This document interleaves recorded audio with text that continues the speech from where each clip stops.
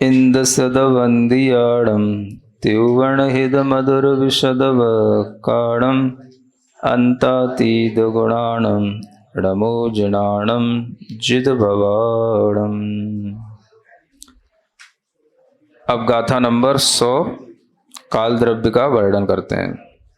उत्थानिका व्यवहार कालस्य निश्चय कालस्य च स्वरूपाख्यानम एतत्, है ना। व्यवहार काल और निश्चय काल के स्वरूप का यहाँ कथन किया जाता है। ठीक है, यहाँ पर दिख रहा है कहीं संधि होते हुए? कौन से शब्द में हो रही है दीर्घ संधि, बताओ इस लाइन में? हाँ, स्वरूपाख्यान माने स्वरूप धन आख्यान, ये स्वरूपाख्यान बनेगा। ऐसे आपको प्रयोग करते रहना है।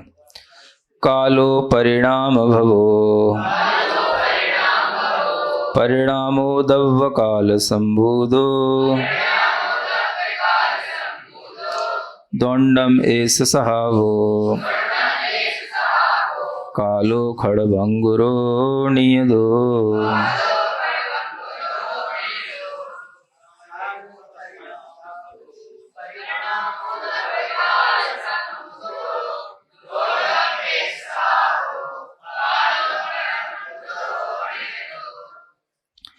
देखिए क्या कहते हैं, कालो परिणाम भवो। काल जो है परिणाम से उत्पन्न होता है। परिणाम माने परिणमन से उत्पन्न होता है। और परिणमन किस में होता है? जीव और पुद्गल, है ना। इन दो द्रव्यों में सक्रिय रूप से परिणमन कहा गया है। तो काल जो है इसी परिणाम से उत्पन्न होता है, और जो परिणाम है वो दव्य काल से संभूतो माने उत्पन्न होता है। परिणाम किससे उत्पन्न होगा? द्रव्य काल से। दौंडम एष सहावो, दोनों का यह स्वभाव है।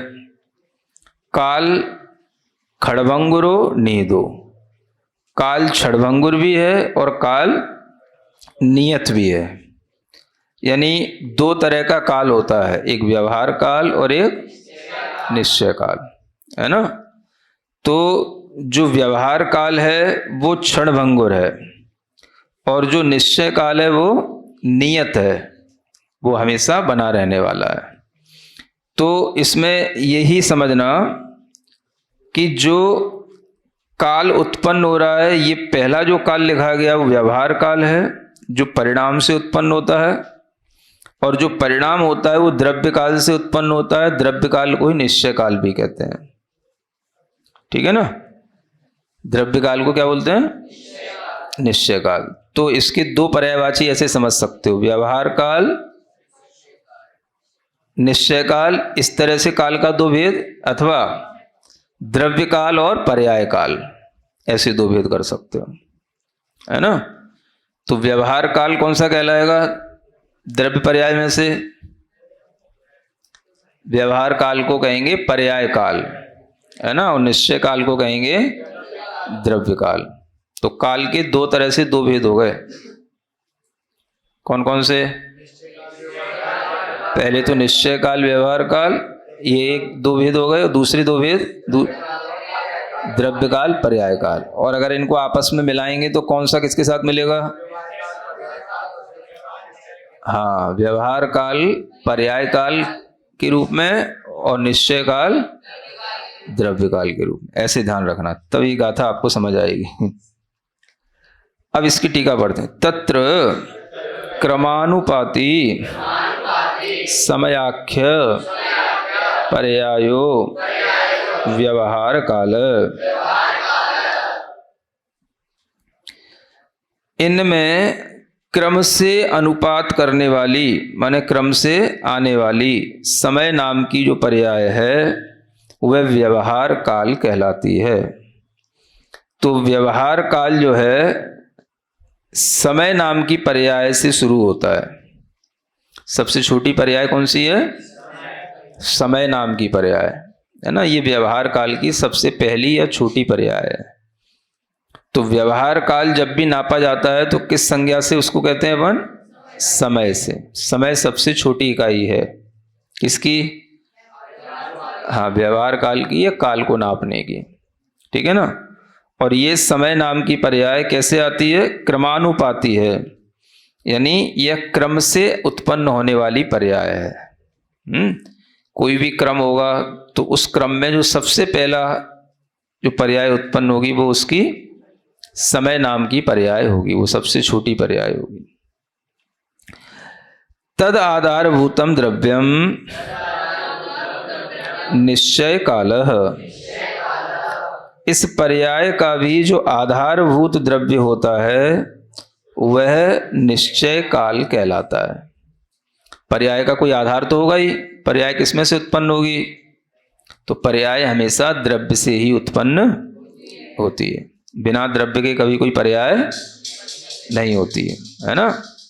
तो पर्याय द्रव्य के आश्रित है और गुण भी द्रव्य के आश्रित होते हैं।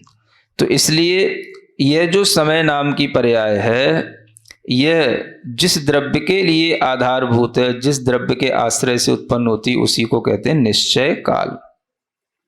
ठीक है। तो द्रव्य काल कहो या निश्चय काल कहो, है ना, उससे उत्पन्न होने वाली पर्याय काल कहो या व्यवहार काल कहो, ऐसे याद रखना। तत्र व्यवहार कालो निश्चय काल पर्याय रूपोपि जीव पुद्गलानाम परिणामेन अवच्छिद्यमानत्वात् तत्परिणाम भव इत्युपगीयते। है ना। संस्कृत पढ़ना सीख गया? पढ़ते रहा करो, ऐसी टीका है। संस्कृत पढ़ना आना चाहिए। व्यवहार काल, इन सब में जो व्यवहार काल है वो कैसा होता है? निश्चय काल की ही पर्याय रूप होता है। व्यवहार काल कैसा होता है?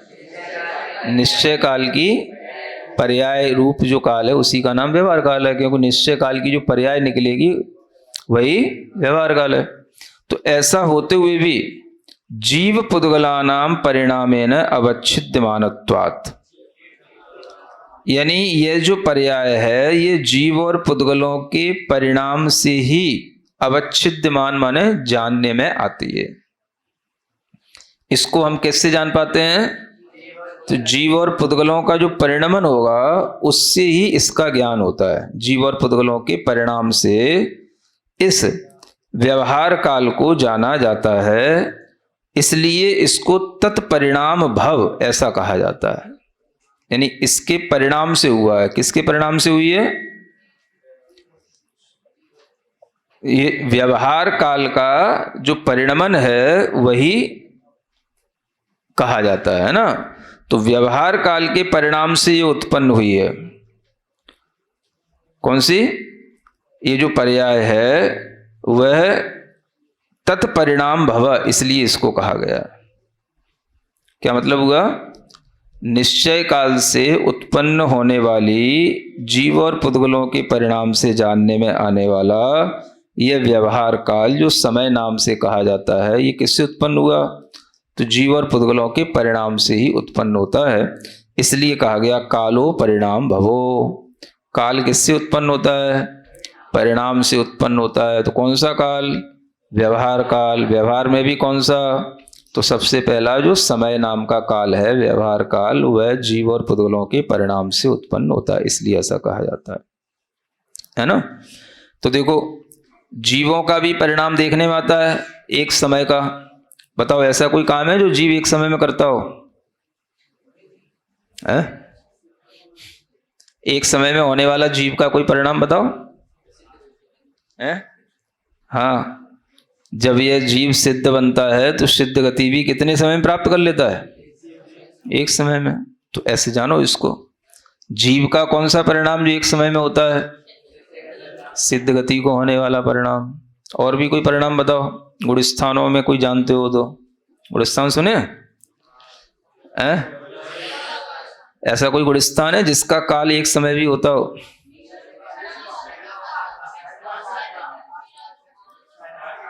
छठवां सातवां का तो अंतर्मुहूर्त का काल होता है। एक समय का काल भी जिसका बनता हो। अभी आए थे तुम लोग, किसको पढ़ाया था मैंने? अभी नई छड़ाला पढ़ाई, तीसरा अध्याय। अच्छा, वो उन लोगों को पढ़ाई थी, मथुरा वालों को।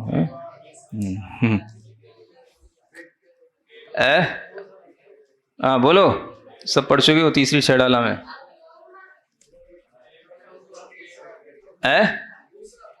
हाँ, दूसरे गुणस्थान का काल एक समय भी होता है। वैसे तो किसी भी गुणस्थान का काल एक समय बना सकते हैं, लेकिन वो किसी और अपेक्षा से बनेगा, मरण आदि की अपेक्षा से। लेकिन एक समय का ये जो काल है वो गुणस्थान का भी मुख्य रूप से बन सकता है। कम से कम एक समय और अधिक से अधिक 6 आवली काल किसका होता है? ये दूसरे गुणस्थान का काल होता है ना। तो जीव का जो परिणमन हो रहा है, अब जैसे गुणस्थान सासाधन गुणस्थान का काल, ये जीव का परिणमन कहला है ना, उसके भावों का परिणमन एक समय से जाना जाता है। तो इसलिए जीव के परिणमन से भी एक समय जाना जाता है, और पुद्गलों के परिणमन से भी एक समय जाना जाता है। पुद्गल ऐसा कौन सा है जो एक समय में कुछ काम कर ले, बताओ? हाँ, एक परमाणु एक प्रदेश से या दूसरे परमाणु को उल्लंघन करने में, एक परमाणु दूसरे परमाणु को उल्लंघन करने में एक समय लेता है। तो परमाणु की गति से भी एक समय जाना जाता है। तो जीव और पुद्गलों के इस तरह से परिणाम से उत्पन्न होने वाला यह काल, व्यवहार काल, समय के नाम से कहा जाता है। ये इसका तात्पर्य। ठीक है। जीव पुद्गलानां परिणामस्तु बहिरंग निमित्त भूत द्रव्य काल सद्भावे सति संभूतत्वात् द्रव्य काल संभूत इति अवधीते। अब देखो, जीव और पुद्गलों का भी ये जो परिणाम है ये भी किससे उत्पन्न होता है? तो बहिरंग निमित्त रूप जो द्रव्य काल है उसका सद्भाव होने पर यह उत्पन्न होता है। तो इन जीव और पुद्गलों के परिणाम के लिए निमित्त बाहरी क्या है? द्रव्य काल। द्रव्य काल माने निश्चय काल। जो कालाणु हैं उन्हें हम क्या कहते हैं? द्रव्य काल कहते हैं। रैणाणम राशिमेव ते कालाणु असंख दब्बाणी। द्रव्य संग्रह नहीं पढ़ा?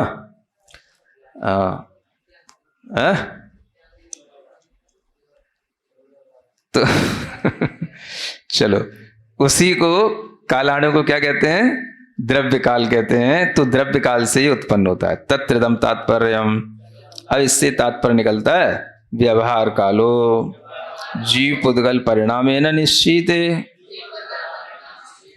देखो, ये आपस में इसे कहते हैं म्यूचुअल डिपेंडेंसी, है ना। आपस में एक दूसरे के ये आश्रित हैं।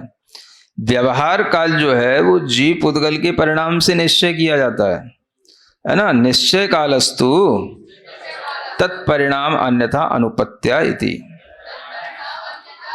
और निश्चय काल भी उन परिणामों के बिना नहीं हो सकता, उसकी अन्यथा उत्पत्ति नहीं हो सकती।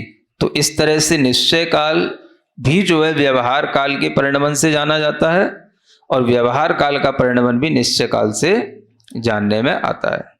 तो व्यवहार काल जो है वो जीव और पुद्गलों के परिणाम से जाना जाता है, निश्चय किया जाता है। और निश्चय काल जो जीव और पुद्गलों का परिणमन हो रहा है इससे निश्चय किया जाता है कि ये अन्यथा हो नहीं सकता। इसी से जीव और पुद्गलों के परिणमन से ही निश्चय काल का निश्चय हो जाता है, यूं कहना चाहिए। हाँ, है ना। तो जीव और पुद्गल के परिणाम से व्यवहार काल का भी निश्चय हो रहा है एक तरह से देखें, और वो परिणाम अन्यथा बन नहीं सकता, इसलिए निश्चय काल भी होता है। ये अन्यथा अनुपत्ति से ये भी जाना जा रहा है। ठीक है। तो निश्चय काल हो चाहे व्यवहार काल हो, ये दोनों ही किससे जाने जाते हैं? जीव और पुद्गल के परिणमन से ही इनका ज्ञान होता है। तत्र क्षणभंगी व्यवहार काल सूक्ष्म पर्याय से तावन मात्रत्वात्। उसमें क्षणभंगी तो व्यवहार काल हो गया, क्योंकि वो सूक्ष्म पर्याय का उतना ही समय होता है। नित्यो निश्चय काल है, स्वगुण पर्याय आधार द्रव्यत्वेन सर्वदैव अविनश्वरत्वात् इति। क्योंकि वो अपने गुण और पर्याय का आधारभूत द्रव्यपने से निश्चय काल हमेशा बना रहता है, इसलिए वो अविनश्वर है। तो निश्चय काल कभी भी मिटता नहीं है, वो अविनश्वर है। बाकी का जो काल है वो व्यवहार काल है, वो क्षणभंगुर होता है। इस तरह से निश्चय और व्यवहार काल का व्याख्यान जानना।